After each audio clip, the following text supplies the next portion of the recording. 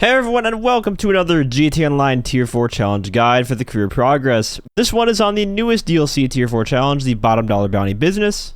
Unfortunately, this one isn't too bad of a grind to get the Tier 4 done. Starting off though with the Tier 1, you have to just set up the bail office, meet with Mod Eccles, and secure or eliminate your first bounty target. This is all self-explanatory, however, for this video and guide, I am going to recommend you take every bounty target in alive.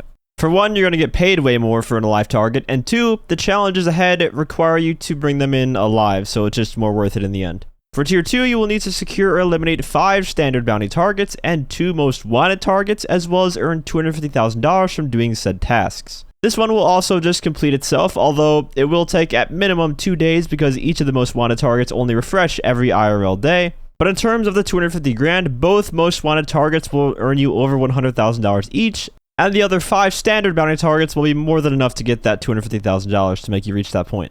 For Tier 3, you'll have to secure or eliminate 10 bounty targets without losing a life. For the standard ones, this should be a walk in the park, assuming you don't get randomly rapid-fired by a single NPC. But since it's only 10 out of the over 50 you will likely be doing for the full Tier 4, this one isn't that difficult.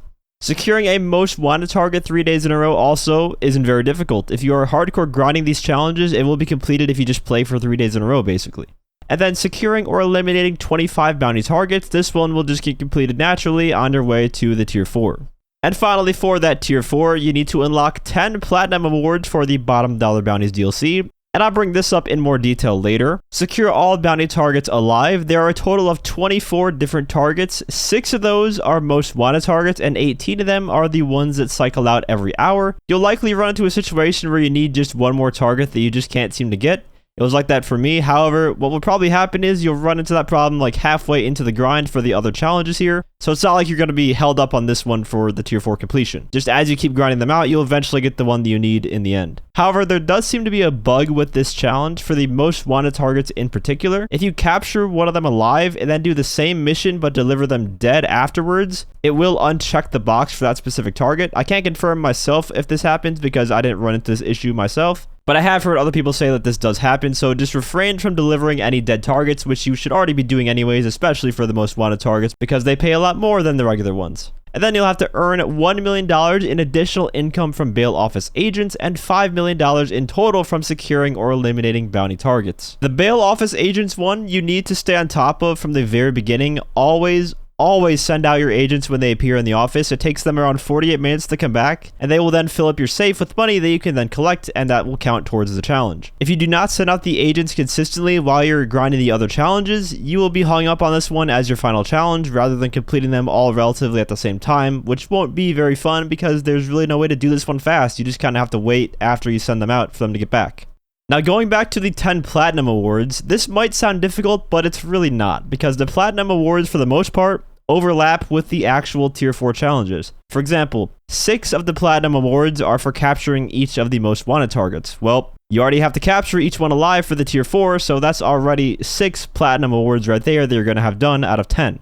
Then there's one for securing or eliminating 50 bounty targets, and another one for securing 50 targets alive, which is exactly why I suggested to just only deliver targets alive, because then once you get to the 50 alive delivered, you not only have the one for the alive challenge done, but the dead or alive challenge. So now that's 8 platinums done. And the last 2 are earning $5 million from securing or eliminating bounty targets and earning $1 million from the bail enforcement agents. Well, again, those 2 are exactly what you have to do for the Tier 4 challenge. So really, these aren't even extra challenges because they'll just complete at the same time the other Tier 4 challenges are done. And after all those are complete, that's 10 Platinum Awards, so you can ignore the other one for doing 50 dispatch missions. That one is nothing of use to you. You don't need to do it for the Tier 4 challenge. And completing 50 dispatch missions gets you nothing anyways, so it's kind of pointless to even do that one too.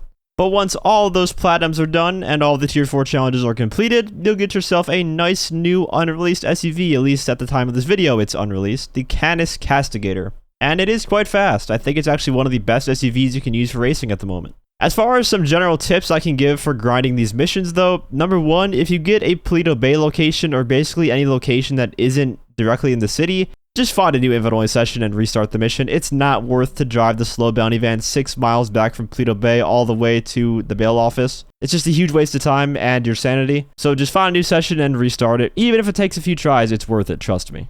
Another thing, you can actually skip a lot of the bounty mission steps. For example, the prison escape one where it makes you investigate the prison clothes and then follow the blood trail. Just grab your Sparrow helicopter and lock onto the group of enemies not far away from the crime scene, and the game will just mark the bounty on the map without you having to do any of that once you get close enough. It's much faster doing it that way. And the other one where you hack the electric box and use the cameras to go find the targets, you don't actually have to use the cameras. If you already know the 3 different potential areas where the target can spawn, you can just go to each area and lock onto the enemies with the Sparrow or whatever vehicle you prefer, and if the target is in that area, they will get marked when you get close enough. Although, if you do guess wrong here, it might actually end up taking you longer than just finding them through the camera, but what I've noticed is it's usually easier to do it this way. Assuming you do know the locations, at least for the mission that takes place in the city, the target can be at the construction site, in Mirror Park, or over by the ammunition in between a couple buildings. And again, if you just have the lock-on enabled on the Sparrow, it makes them really easy to spot and find from far away.